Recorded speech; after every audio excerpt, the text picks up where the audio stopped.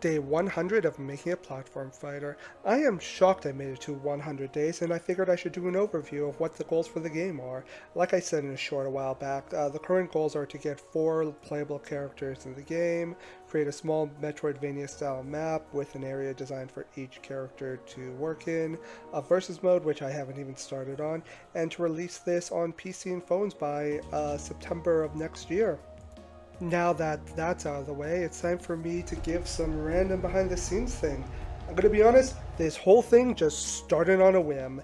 After spending the start of the year doing random game prototypes and not really following through with them, even made a card game that I do want to go back and finish.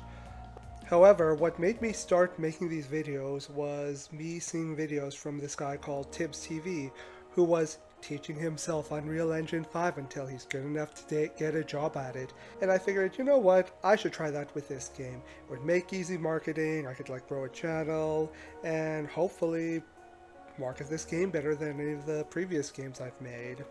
Also, at the time, I wanted to make a platform fighter, which led to this whole series.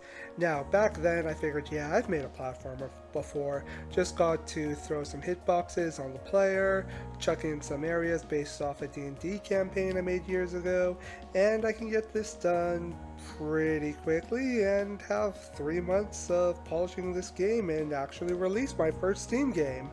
However, I am realizing that a hyper-floaty procedurally generated platformer designed for mobile might not be the best experience for designing a fighting game or a Metroidvania game, considering how easy and lenient I need to make the jumping to accommodate for touch controls. But at the very least, it's easier to make this on Unity, an engine I am very familiar with, than UE5. Also, I got 340-ish days left to finish, so yeah. Thank you all so much for supporting and watching for the last 100 days. Hopefully I can actually think of a name for this game. Eventually.